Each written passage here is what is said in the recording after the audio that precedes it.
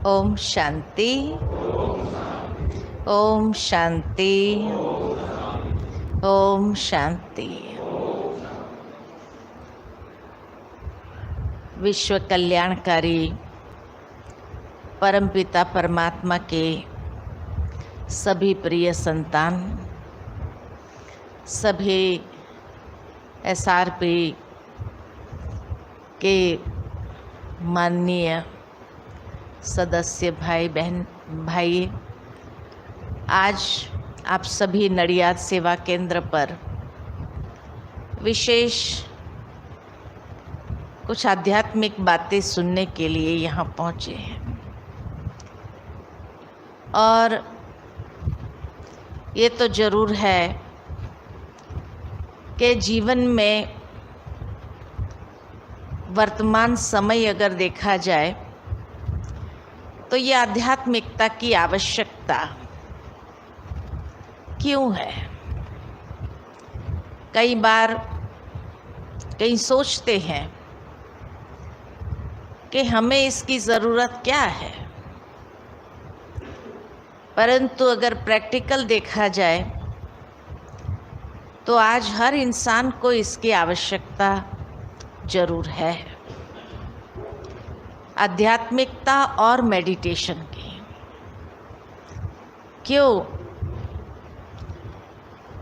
क्योंकि जिस तरह दुनिया के अंदर थोड़ा सा अगर वातावरण परिवर्तन होता है और जिसकी शारीरिक इम्यूनिटी अगर ज़्यादा न हो तो वातावरण का प्रभाव शरीर के ऊपर पड़ता है और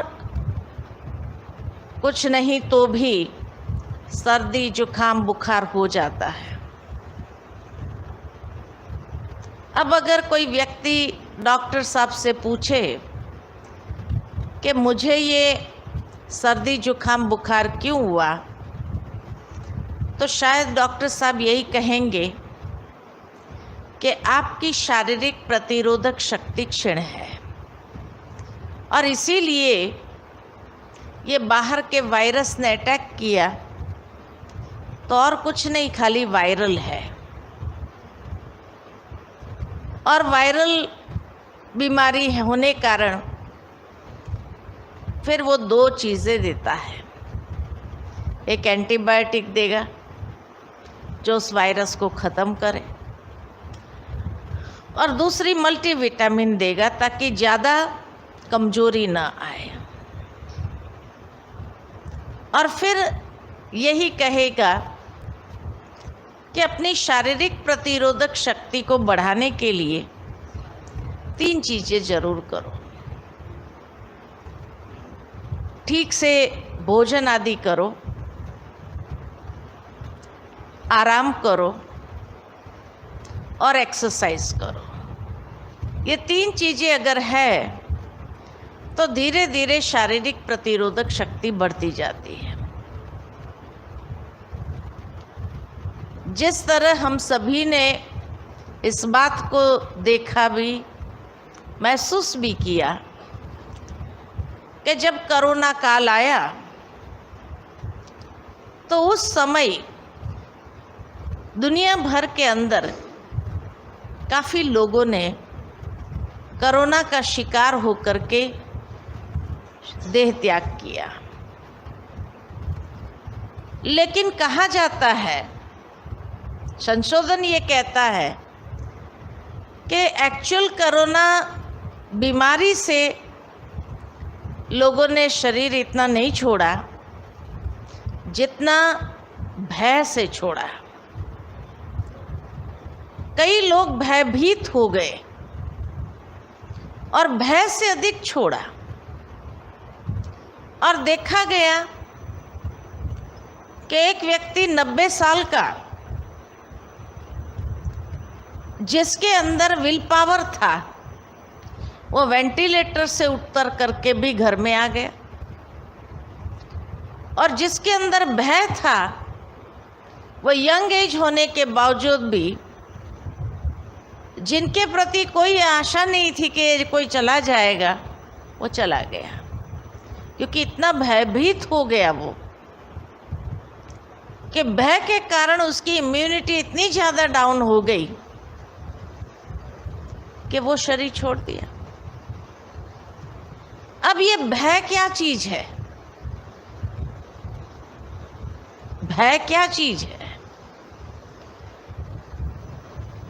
तो जिस तरह से हम फिजिकल इम्यूनिटी की बात करते हैं, अभी WHO के हिसाब से देखा जाता कि संपूर्ण स्वास्थ्य किसको माना जाता कि कोई व्यक्ति खाली फिजिकली फिट हो यही नहीं, मेंटली फिट हो यही नहीं, इमोशनली फिट हो वो भी नहीं, लेकिन स्पिरिचुअली भी फिट होना चाहिए।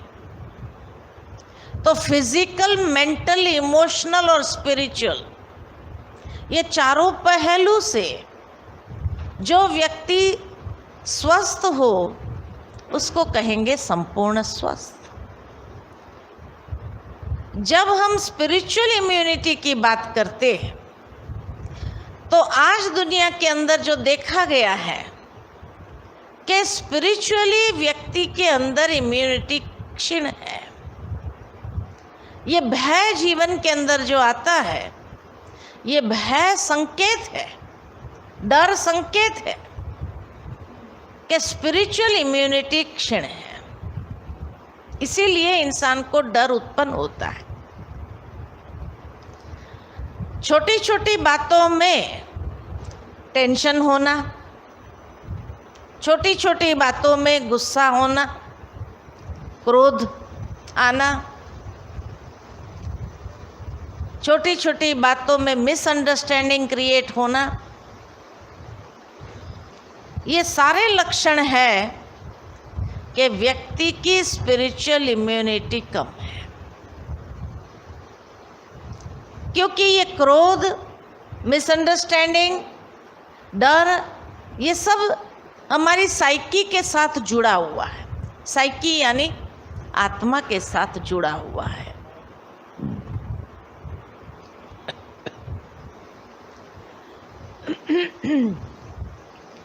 और जब उसको कहते हैं आत्मा के साथ जुड़ा हुआ है, तो स्पिरिचुअल इम्यूनिटी माना ही हमारी आध्यात्मिक प्रतिरोधक शक्ति को बढ़ाने की आवश्यकता है। कैसे बढ़ेगी?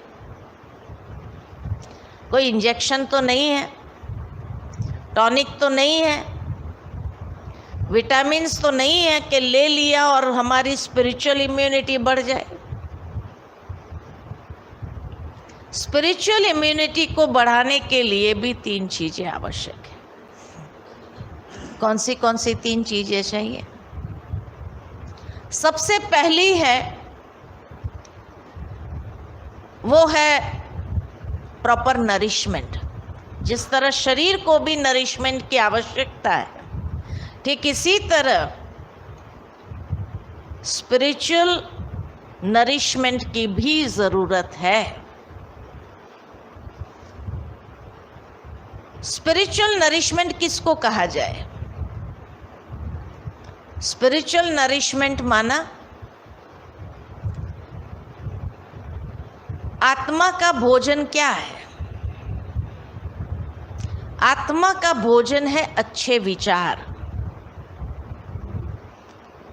पॉजिटिव विचार। ये प्रॉपर नरिशमेंट है। आज की दुनिया में ये जागृति जरूर है कि बी पॉजिटिव।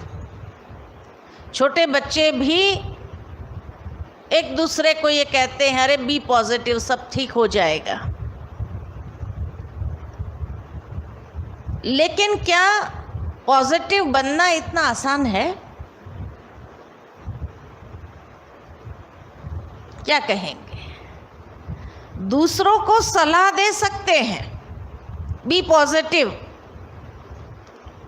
लेकिन अगर हमारे सामने कोई ऐसी बात आ जाए, ऐसी परिस्थिति आ जाए और हम नेगेटिव सोचना आरंभ करें, और उस समय कोई हमें याद दिला दे कि भाई हमें तो बड़ी अच्छी सलाह दे रहे थे, अब तुम्हारा क्या हुआ, तो हम क्या कहेंगे? मेरी बात अलग है, तेरी बात अलग है। तेरे केस में तो आज भी हम कहेंगे तुम नेगेटिव सोच रहा था, मेरा तो केस ही अलग है, मैं तो वास्तविक सोच रहा हूं। है नेगेटिव, क्या कहते हैं? वास्तविक सोच रहा हूं, प्रैक्टिकल बनने का प्रयत्न कर रहा हूं। क्योंकि सच पूछो तो पॉजिटिविटी अंदर में है ही नहीं। आज अगर किसी को भी बिठा दिया जाए कि 5 मिनट कुछ पॉजिटिव सोचो, शायद 2 मिनट सोचेंगे, 2 मिनट के बाद क्या करेंगे? इधर उधर देखेंगे, दूसरे क्या कर रहे हैं, फिर सोचते इसके पास इतना मसाला है पॉजिटिव सोचने का। हमारे मन के पास इतना मसाला है ही नहीं पॉजिटिव सोचने के लिए। और किसी को बिठा दिया जाए जितना मर्जी है नेगेटिव सोचो, तो कितना मसाला है नेगेटिव सोचने के लिए? 1 घंटा तक सोच सकते हैं, 5 मिनट पॉजिटिव नहीं सोच सकते हैं, 1 घंटा नेगेटिव सोच सकते हैं। इतना हमारे पास इनपुट है। तो इसलिए कहा गया, जैसा इनपुट वैसा प्रोसेस वैसा आउटपुट। आज की दुनिया के अंदर इनपुट कौन सा ज़्यादा मिलता है, पॉजिटिव या नेगेटिव? नेगेटिव ज़्यादा है। सुबह उठो, न्यूज़पेपर लो, पॉजिटिव मिलेगा नेगेटिव मिलेगा? नेगेटिव ज़्यादा मिलेगा। टीवी चालू करो, समाचार खोलो, पॉजिटिव या नेगेटिव? नेगेटिव ज़्यादा होता है। किसी इंसान के साथ बातचीत करने के लिए खड़े हो जाओ, पॉजिटिव मिलेगा नेगेटिव मिलेगा? हर एक इंसान के पास इतने प्रॉब्लम है, इतने प्रॉब्लम में वो घिरा हुआ है कि अगर उसके साथ खड़े हो जाओ बात करने के लिए तो क्या कहेगा? अरे आज ये प्रॉब्लम आ गया, आज वो प्रॉब्लम आ गया, आज उसने ऐसा कह दिया, उसने ऐसा कर दिया। किसी के पास अच्छी बात है शेयर करने की? नेगेटिव बातें ही ज़्यादा है। और अगर कोई आकर के कहे आपको, चल मैं तुम्हें बहुत अच्छी बात सुनाता हूँ, बहुत अच्छी आध्यात्मिक बात सुनाता हूँ, तो क्या कहेंगे? थोड़ा सुनने के बाद कहेंगे तुम्हारी बातें अच्छी है लेकिन टाइम नहीं, अभी जाना है। पॉजिटिव बात सुनने के लिए हमारे पास टाइम नहीं है। और नेगेटिव बात कोई आकर के सुना रहा है, अरे फलाने का सुना? किसका? खड़े हो गए कान, किसका? अरे फलाने की बात सुना नहीं तुमने? ऐसा हो गया, फिर ऐसा हो गया, फिर अच्छा फिर क्या हुआ, फिर क्या हुआ? पूरा टाइम है हमारे पास। तो इंटरेस्ट भी कहाँ है, पॉजिटिव सुनने में या नेगेटिव सुनने में? नेगेटिव सुनने। अब नेगेटिव का किचड़ा हम डाले जा रहे हैं, इनपुट डाले जा रहे हैं। अब इनपुट ही नेगेटिव है तो आउटपुट क्या रहेगा? नेगेटिव। इसलिए आज समाज में आप लोगों की ज़रूरत क्यों है? आउटपुट मार पीट दंगा फसाद ये क्यों हो रहा है? आउटपुट क्यों निकल रहा है? क्योंकि इनपुट वैसा है, इसलिए ऐसा है। पहले तो आप लोगों के ऊपर कोई हाथ उठाने की हिम्मत नहीं करता था, लेकिन आजकल तो पुलिस वालों को भी कहाँ छोड़ रहे हैं। कहने का भावार्थ नरिशमेंट प्रॉपर नहीं है। बचपन से लेकर के एक बच्चे के अंदर जितनी नेगेटिव इंफॉर्मेशन ज़्यादा जाती है उतनी पॉजिटिव नहीं जाती है। तो स्पिरिचुअल इम्यूनिटी बढ़ेगी या कम होगी? और स्पिरिचुअल इम्यूनिटी कम है, उसका प्रभाव कहाँ से निकलता? जैसे फिजिकल इम्यूनिटी कम है तो शरीर में बुखार आ गया, सर्दी जुकाम आ गया, है ना, या और कोई वायरस हो गया, डेंगू हो गया, मलेरिया हो गया, ये हो गया। ये प्रतिक्रिया है शरीर के द्वारा जो निकल रही। इधर दर्द, उधर दर्द, शरीर दर्द, वैसा दर्द, तो क्यों हो रहा है? क्योंकि कहेंगे भाई शारीरिक इम्यूनिटी कम है। तो स्पिरिचुअल इम्यूनिटी कम है, उसका रिएक्शन कहाँ से निकलता है? मन चिड़चिड़ा हो रहा है, नेगेटिव हो रहा है, ईर्ष्या, द्वेष, स्वार्थ, ये सब बातें व्यवहारिक स्तर पे निकल रही है। इसीलिए आज देखते हैं कि दुनिया के अंदर भी डिप्रेशन बढ़ता जा रहा है। डिप्रेशन क्या चीज़ है? इतने नेगेटिव विचार के जो नेगेटिव विचार को कंट्रोल नहीं कर सके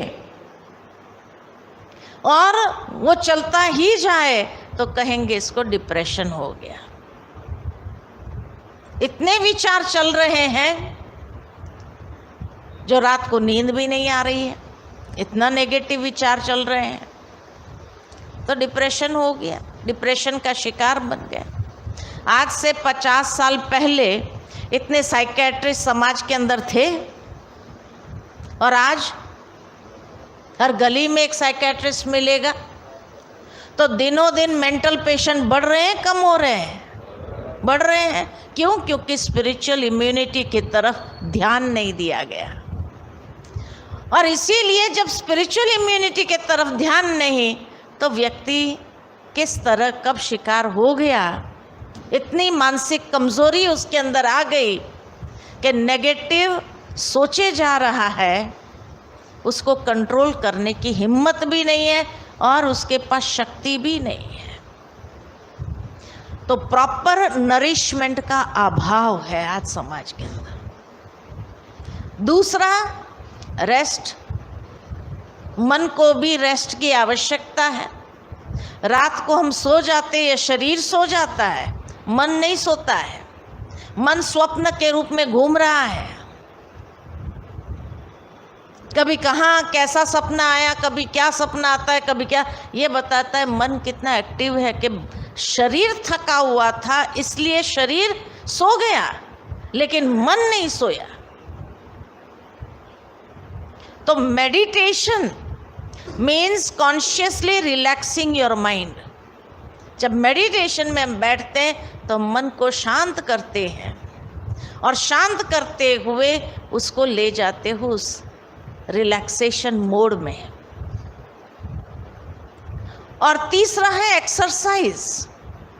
जिस तरह फिजिकल एक्सरसाइज आज जरूरी है, इसी तरह जो प्रॉपर नरिशमेंट अगर लिया जाता है, स्पिरिचुअल थॉट्स मिले हैं, उस स्पिरिचुअल थॉट्स को प्रैक्टिकल जीवन में एक्सरसाइज कर रहे हैं, यानी ले आ रहे हैं, उसको ले आना बहुत आवश्यक है।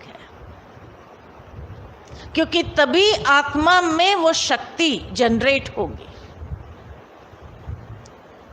इसीलिए स्पिरिचुअल इम्यूनिटी को बढ़ाने के लिए भी ये 3 चीज़ें जरूरी है, लेकिन एक अलग स्तर पर। फिजिकल इम्यूनिटी के लिए अलग स्तर है, लेकिन स्पिरिचुअल इम्यूनिटी को बढ़ाने के लिए अलग स्तर है। स्ट्रॉन्ग विल पावर की आवश्यकता है, लेकिन आज विल पावर तो छोड़ो, कॉन्फिडेंस लेवल कम हो रहा है। आज कई बार हम देखते हैं स्कूल में बच्चे जाते हैं, पढ़ कर के जाते हैं, लेकिन वहाँ जाने के बाद एग्ज़ाम पेपर देखने के बाद ब्लैंक हो जाते हैं, कॉन्फिडेंस लेवल एकदम गायब हो जाता है, पूरा पेपर ऐसे ही छोड़ करके आ जाता है। और अगर घर आने की हिम्मत नहीं होती है तो कहीं सुसाइड कर लेता है। कितने यंगस्टर्स आज सुसाइड कर रहे हैं। जो सुसाइड कर रहे हैं यही बताता है कि उसकी स्पिरिचुअल इम्यूनिटी कितनी लो थी, जो सुसाइड का शिकार हो गया है। तो इसीलिए बचपन से ही ये तीनों चीज़ों की आवश्यकता है। स्पिरिचुअल थॉट्स के साथ साथ मेडिटेशन। आज जापान के अंदर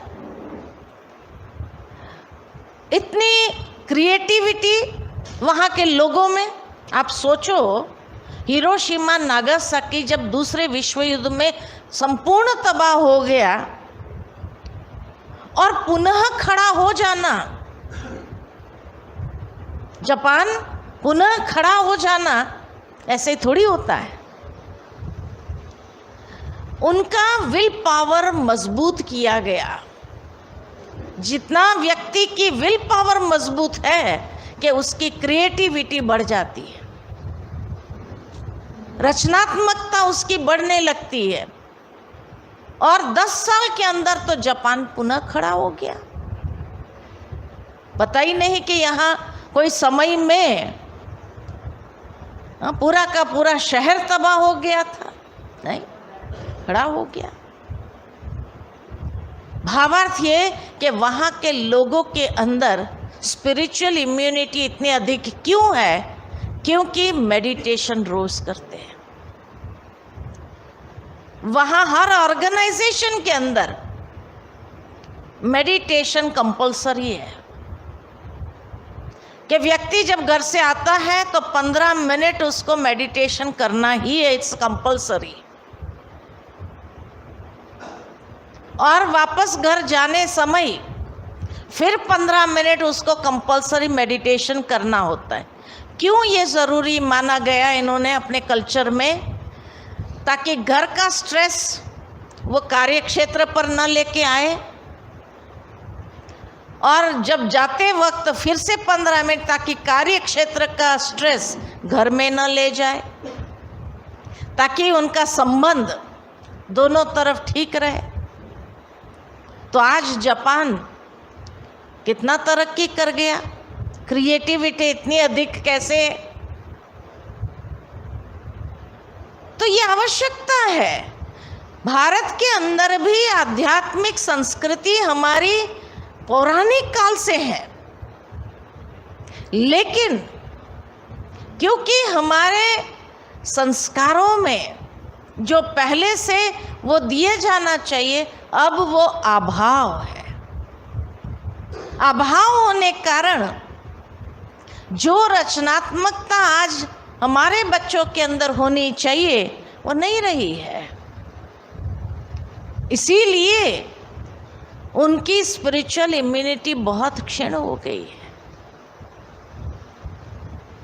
आज कहीं पर भी आपको जाना है, कैसी कैसी सिचुएशन में आपको भेजा जाता है, कितनी विल पावर चाहिए, कितनी निर्भयता चाहिए, तब जाकर के आप हर परिस्थिति का सामना कर सकते, उसका मुकाबला कर सकते हैं। अगर विल पावर ना हो तो क्या होगा? तो इसलिए आवश्यकता है कि आध्यात्मिकता के माध्यम से हम अपने अंदर ये स्पिरिचुअल इम्यूनिटी को बढ़ाएं। मेडिटेशन की आवश्यकता है।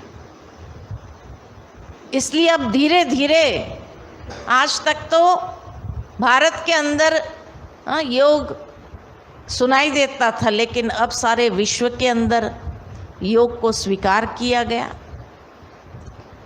और योगा प्रैक्टिस कितना चलने लगी है सारी दुनिया के अंदर। 21 जून को इस बार हम अमेरिका में थे, हमने देखा कि चारों ओर इतना लोगों के अंदर क्रेज है और ये क्रेज दिनों दिन विश्व के अंदर बढ़ता जाता है और भारत के अंदर एक दिन उसके बाद शांति। तो दुनिया इस संस्कृति को अपना रही है और फिर वो आकर के जब हमें सिखाएंगे तब हम कहेंगे हम इम्पोर्टेड योगा सीख रहे हैं, है ना। इम्पोर्टेड का क्रेज होता है ना, गई यहाँ से चीज है लेकिन वहाँ के अंग्रेज अगर आकर के हमें सिखाएं तो हम सोचेंगे कि हाँ हमने बढ़िया वाला योगा सीखा, अरे है हमारा ही, वो यहाँ से ही गया है। इसलिए क्यों नहीं हम उस चीज को अभी से अपने जीवन के अंदर अपनाएं और अपनी अंदर पॉजिटिविटी को, सकारात्मक ऊर्जा को बढ़ाएं। यहाँ पर लगातार गीता का प्रवचन चल रहा है रोज सुबह शाम। कल हम सभी ने यही बात देखी दूसरे अध्याय में कि भगवान ने बहुत सुंदर बात कही कि जिस तरह जल का अपना कोई आकार नहीं है, जल का अपना कोई आकार नहीं है, जैसे पात्र में डालो वैसा आकार ले लेता है, मटके में डालो मटके का आकार ले लेता है, पतीले में डालो पतीले का आकार ले लेता है, लोटे में डालो लोटे का आकार ले लेगा, ग्लास में डालो ग्लास का आकार ले लेगा। जल का अपना कोई आकार नहीं है, जैसा पात्र वैसा आकार ले लेता है। ठीक इसी तरह हमारी चित्त वृत्ति का कोई आकार नहीं, जैसे पात्र में डालो वैसा आकार ले लेती है। अगर सकारात्मक पात्र में डालो तो वो सकारात्मक आकार लेने लगती है और अगर नेगेटिव पात्र में डालो तो नेगेटिव आकार ले लेती है। तो आज देखा जाता कि दुनिया भर के अंदर इतने जो क्राइम्स हो रहे हैं, चाहे साइबर क्राइम्स हो रहे हैं, चाहे स्थूल में क्राइम्स जो हो रहे हैं, कहीं देखो कोई किसका बैंक अकाउंट हैक कर रहा है, कोई कुछ कर रहा है, माना हाईली इंटेलेक्चुअल लोग आज साइबर क्राइम्स करने वाले कोई साधारण इंसान थोड़ी है, इंटेलेक्चुअल लोग हैं, आईटी वाले लोग हैं, लेकिन वो अपने चित्त वृत्ति को कौन से पात्र में डाले जा रहे हैं? नेगेटिव। आज दुनिया के अंदर जो टेररिज्म बढ़ रहा है, ये टेररिस्ट कौन है? साइंटिस्ट लोग, हाईली इंटेलेक्चुअल। लेकिन ये हाईली इंटेलेक्चुअल ने अपने चित्त वृत्ति को कौन सा पात्र में डाला? नेगेटिव पात्र में डाला। और जैसे ही नेगेटिव पात्र में डाला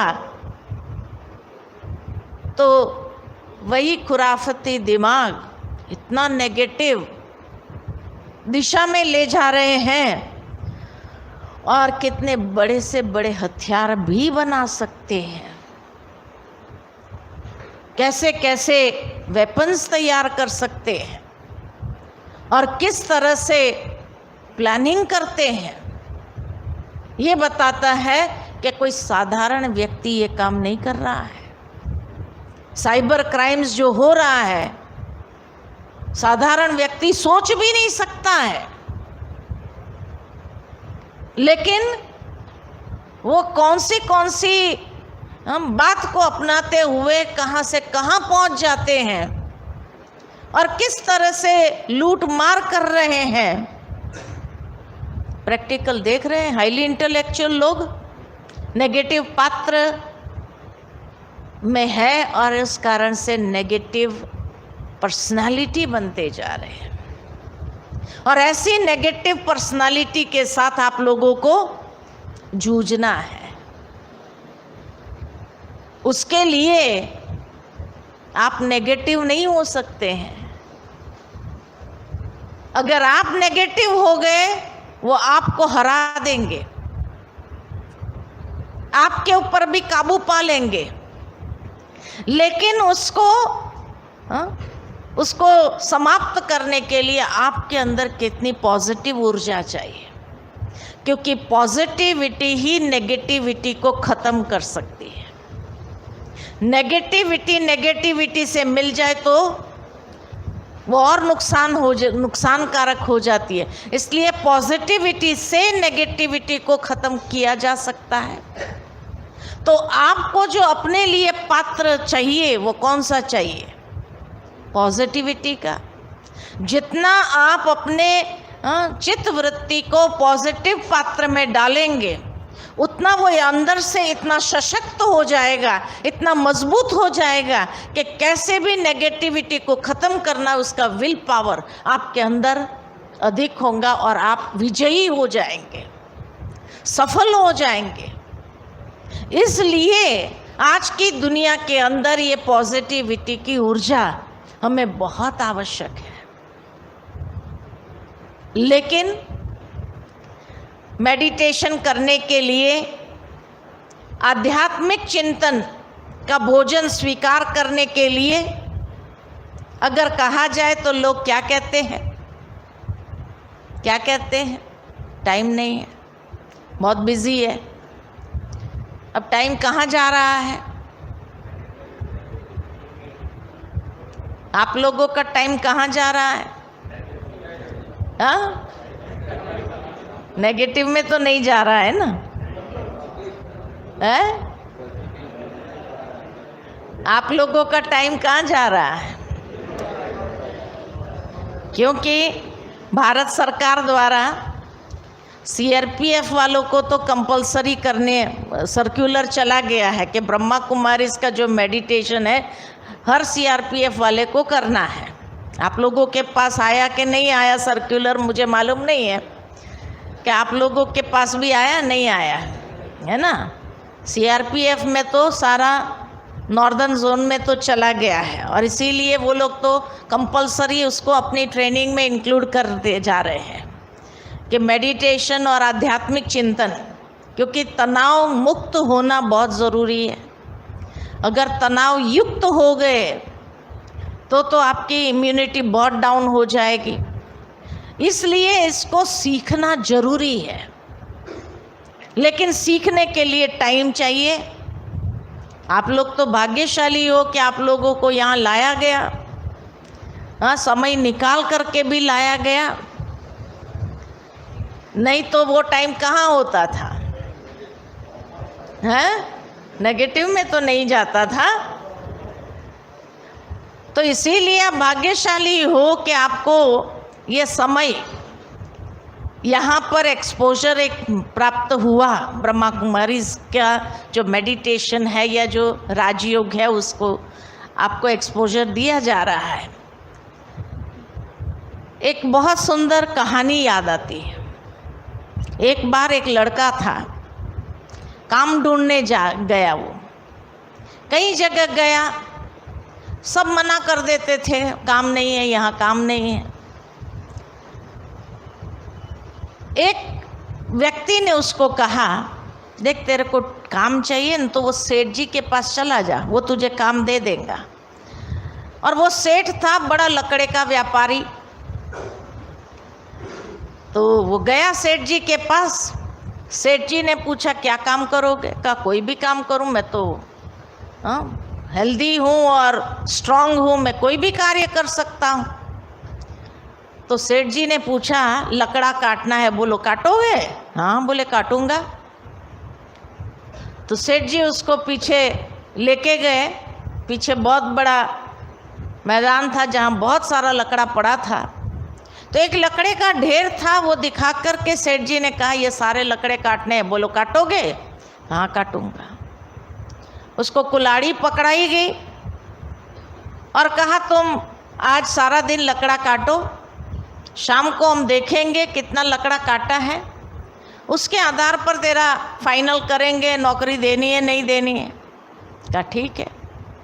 सारा दिन लकड़ा काटा, शाम को सेठ जी देखने गए कि देखे तो सही वो लड़के ने कितना काम किया। देखने गए तो सारे दिन में उसने 25 लकड़े काटे थे। तो सेठ जी ने कहा अरे तेरे पास तो बड़ी ताकत है, 25 लकड़े काट दिए तूने।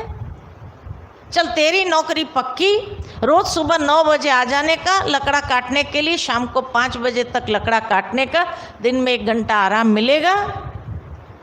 कहा ठीक है, बहुत खुश हो गया। घर गया, रोज जाने लगा लकड़ा काटने के लिए। 10 दिन हुए कि सेठ जी ने सोचा देखे तो सही वो लड़का क्या कर रहा है। देखने गए तो शाम तक उसने 15 लकड़ा काटा था। तो सेठ जी ने पूछा क्या बात है भाई, पहले दिन तो तूने 25 लकड़े काट दिए, आज 15 लकड़ा ही काटा। तो लड़के ने कहा यही बात तो मुझे भी समझ में नहीं आ रही कि लकड़ा कम क्यों हो रहा है। मैं सारा दिन मेहनत करता हूँ फिर भी लकड़ा कम क्यों हो रहा है, समझ में नहीं आ रहा है। सेठ जी ने कहा थोड़े और मेहनत करो। कहा ठीक है, कल से थोड़ी और मेहनत लगाऊंगा।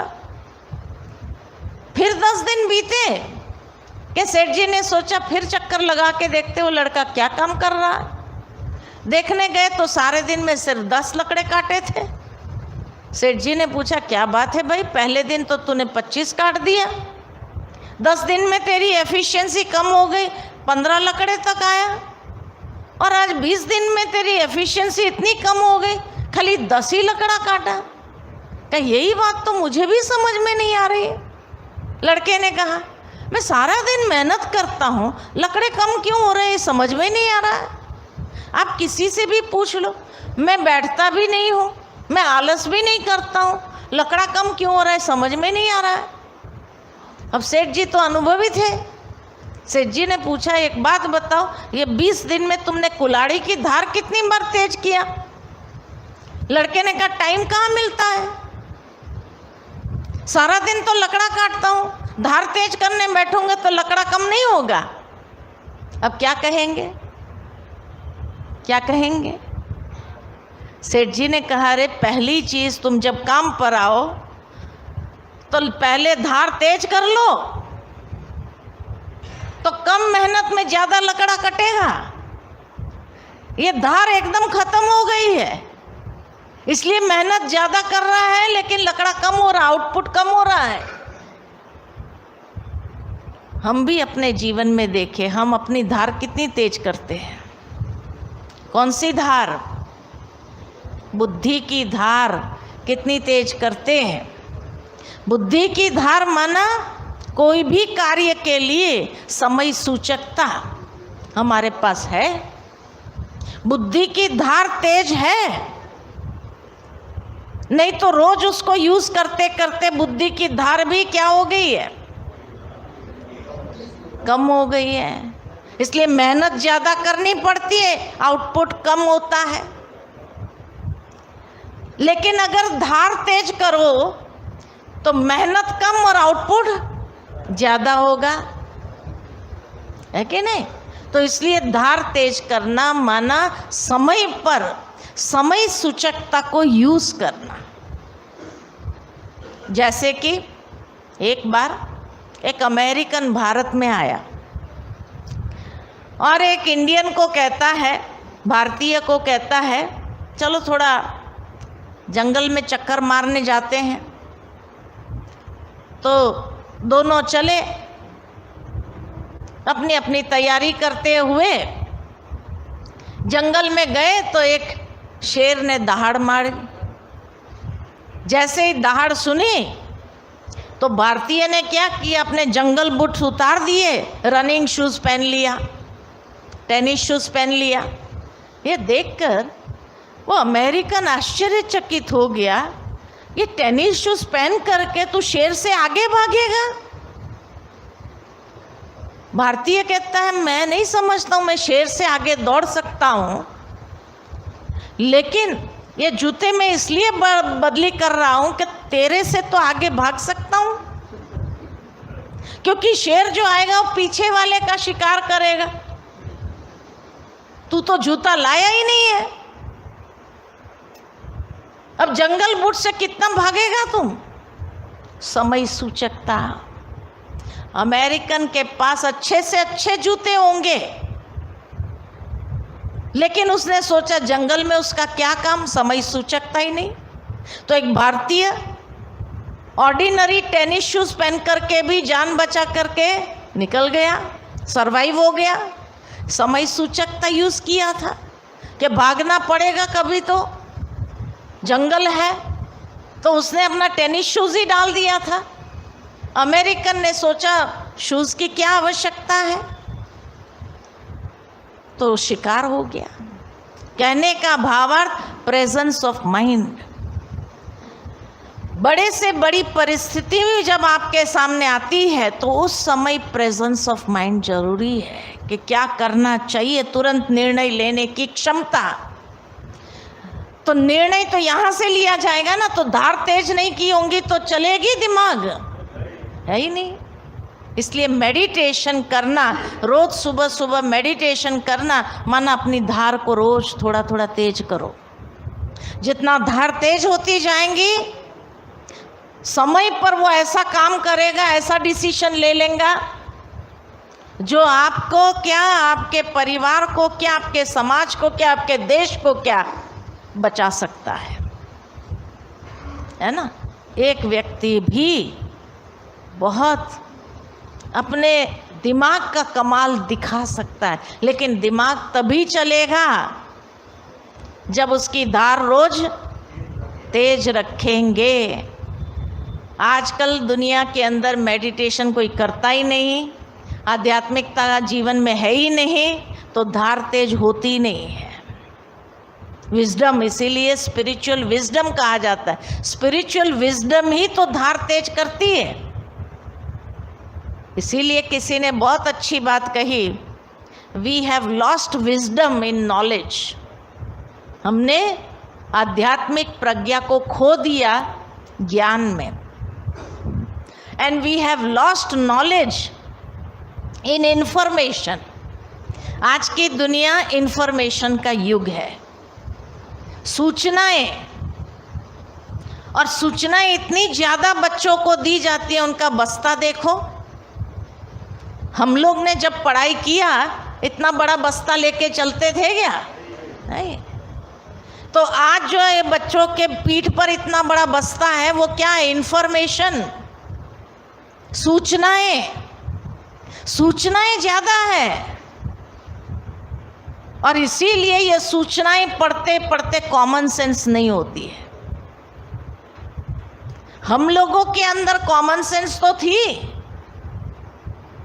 आज के बच्चों के अंदर कॉमन सेंस नहीं होती है। इसलिए कहा we have lost wisdom in knowledge and we have lost knowledge in information. तो इसीलिए आवश्यकता है अपनी धार को तेज करने का। रोज थोड़ा थोड़ा आध्यात्मिकता के द्वारा उस धार को तेज करो, और फिर देखो आपका रिजल्ट। समय पर ये दिमाग कैसा काम करता है, नहीं तो समय पर ये काम नहीं करेगा और पैनिक हो जाएंगे, और पैनिक होने से तो और भी डिसीजन पावर गया, और भी डिसीजन पावर चला जाता है।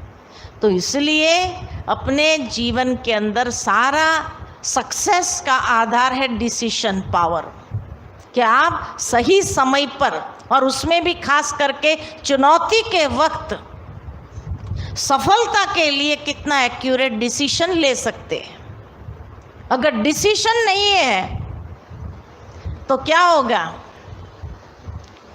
हार हो जाएगी, सफलता नहीं मिलेगी। और चुनौती तो हर एक के सामने आती ही है। बहुत सुंदर मैंने कहीं पढ़ा, चुनौती हर एक के सामने आती है, लेकिन किसी किसी के लिए यही चुनौती अवसर के द्वार खोलती है। सिम सिम दरवाज़ा खुल जा, आगे बढ़ने के लिए अवसर के द्वार खोलती है। और किसी किसी के लिए यही चुनौती अवसर के द्वार बंद कर देती है और खूब पछाड़ती है। किसके लिए द्वार खोलती है, किसको पछाड़ती है। वहाँ बहुत सुंदर लिखा हुआ था, चुनौती के वक्त जो सही निर्णय लेता है उसके लिए अवसर के द्वार खुलते हैं। सिम सिम दरवाजा खुल जा, और वो व्यक्ति आगे से आगे बढ़ जाता है। लेकिन चुनौती के वक्त जो टेंशन में आ गया, कंफ्यूजन में आ गया और उसने गलत निर्णय ले लिया, तो अवसर के द्वार बंद हो जाते और वो समय उसको इतना पछाड़ता है जो जिंदगी भर वो अफसोस करता है, काश उस वक्त मैंने ये निर्णय लिया होता, काश उस वक्त मैंने फलाने की नहीं सुनी होती, काश उस वक्त ये हुआ होता, काश उस वक्त मैं टेंशन में नहीं होता था। खूब पछाड़ता है, सारे अवसर खो देता है और फिर बाद में अफसोस करता, नहीं तो आज मैं कहाँ से कहाँ पहुँच गया होता था। जब अपने साथी को देखते हैं वो कहाँ से कहाँ पहुँच गए, तो सोचते हैं आज इसकी जगह पर मैं होता था, लेकिन उस समय मैंने गलत निर्णय जो ले लिया उसके कारण आज मेरा हाल ये है। तो इसीलिए चुनौती हर एक के सामने आती है, लेकिन चुनौती के वक्त जो सही निर्णय लेता है उसके लिए अवसर के द्वार खुलते हैं और वो आगे से आगे बढ़ते जाते जीवन में, और आगे से आगे बढ़ने के बाद कहाँ से कहाँ पहुँच जाता है वह व्यक्ति कि दूसरे भी देखकर सोचेंगे, देखो इसने इतनी पढ़ाई भी नहीं किया, इतना ये भी नहीं किया, लेकिन आज ये कहाँ से कहाँ पहुँच गया। कारण क्या? सही निर्णय। और सही निर्णय लेने के लिए माइंड को टेंशन फ्री रखना ज़रूरी है। जितना मनुष्य का मन टेंशन में होगा, तनाव में होगा, उतना कभी भी सही निर्णय नहीं ले सकते। न आप अपने जीवन के लिए सही निर्णय ले सकते, न अपनी टीम के लिए सही निर्णय ले सकते हैं। तो इसीलिए व्यक्ति को चाहिए कि समय पर वो एक्यूरेट अपने दिमाग को चलाए, और जब सही डिसीजन लेता है तब देखो कैसे आगे बढ़ता है। तो चुनौती हर एक के सामने आती है, ये है ही नहीं कि कोई भी इंसान के सामने चुनौती ना आए, क्योंकि ये चुनौती ही आती ही है कुछ न कुछ तोहफा लेकर के। लेकिन अगर हमने सही डिसीजन नहीं लिया तो वो तोहफा हमारे हाथ से चला जाएगा, किसी और के हाथ में जाएगा। अवसर हर एक को मिलता है, फिर हम कंप्लेन नहीं कर सकते हैं। इसलिए तनाव से अपने मन को फ्री रखने के लिए अपनी स्पिरिचुअल इम्यूनिटी को बढ़ाने की ज़रूरत है। स्पिरिचुअल इम्यूनिटी हाई रखो तो डर, ये नेगेटिविटी, ये सब समाप्त हो जाएंगे, और पॉजिटिव सांचा दो अपने चित्त वृत्ति को, देखो फिर कैसा काम करता है। ठीक है, ठीक है, अच्छी बात है। तो थोड़ी देर मेडिटेशन करें, हाँ, स्वस्थ होकर के बैठेंगे, सीधे एकदम, पीठ सीधी हो,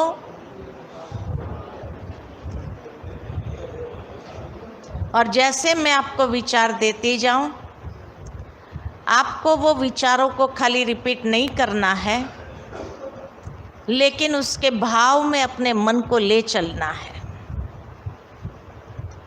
तो कुछ क्षण के लिए अपने मन को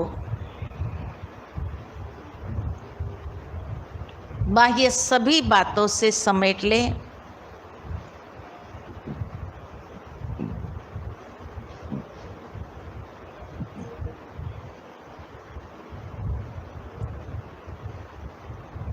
स्वयं को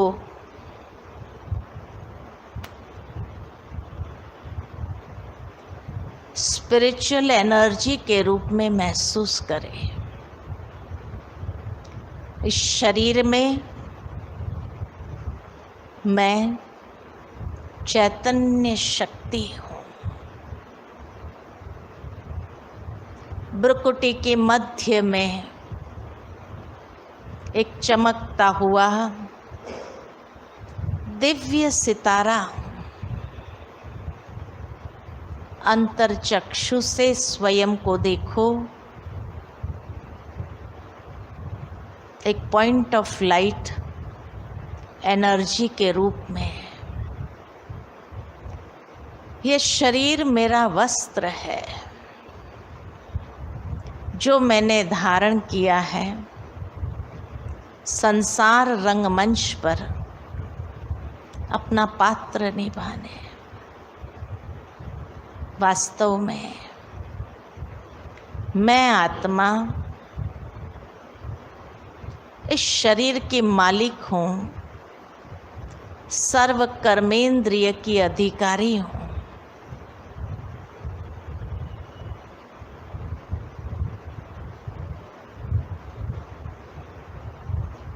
मैं आत्मा शाश्वत शक्ति अजर अमर अविनाशी हूँ।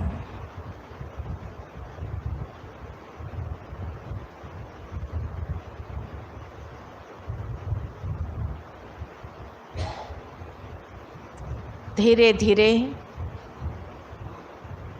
मन को ले चलते हैं एक यात्रा पर।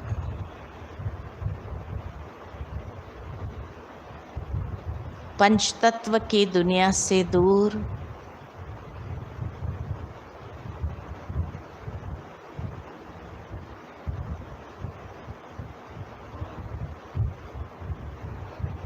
अपने निज धाम में,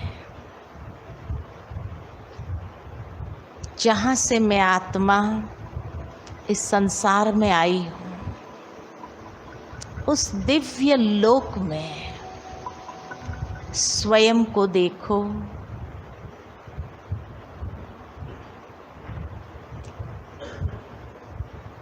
दिव्य ज्योति पुंज के रूप में।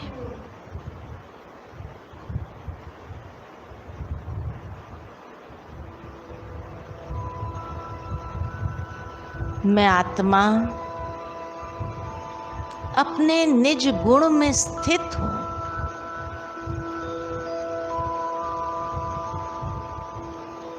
मेरी वास्तविकता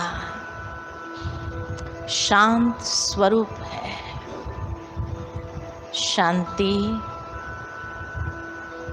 मेरा स्वधर्म है।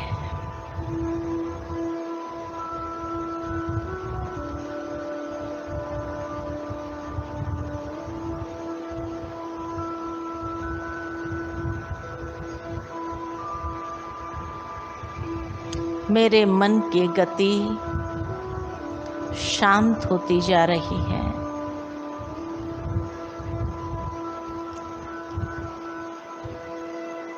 चारों ओर शांति के प्रकंपन को महसूस कर रही हूँ। कितनी शांति है।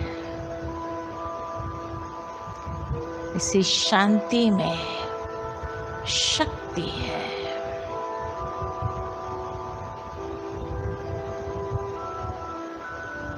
ये शक्ति मेरी कमजोरी को समाप्त करता है। ये शक्ति मुझे भीतर से सशक्त करती है।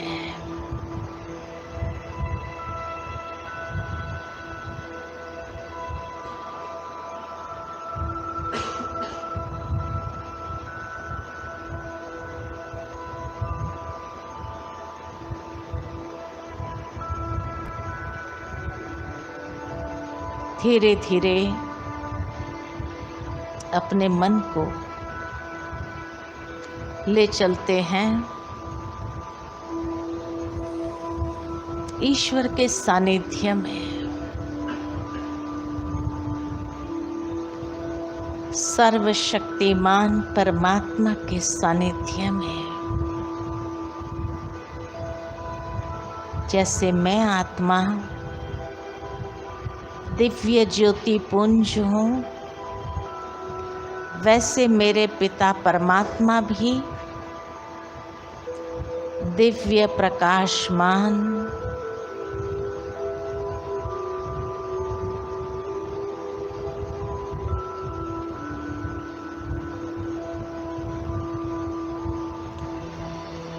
शक्तियों का स्रोत है।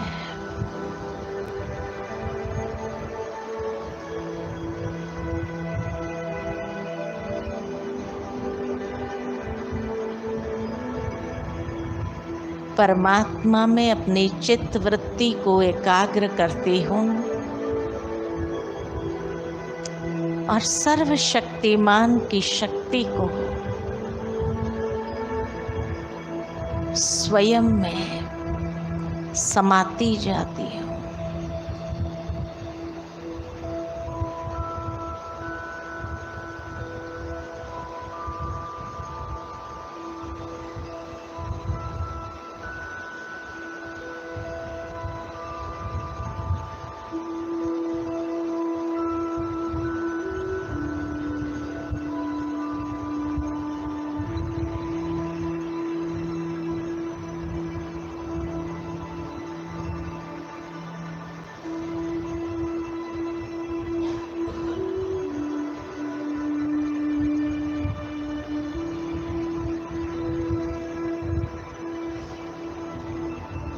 परमात्मा शक्ति से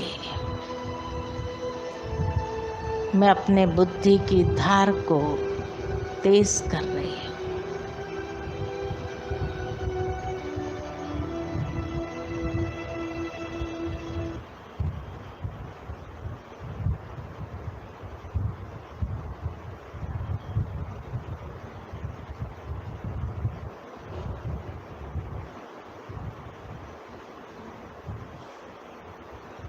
कितनी सुंदर ये शांति की स्थिति है। शांति की शक्ति को स्वयं में भरते जा रहे हैं।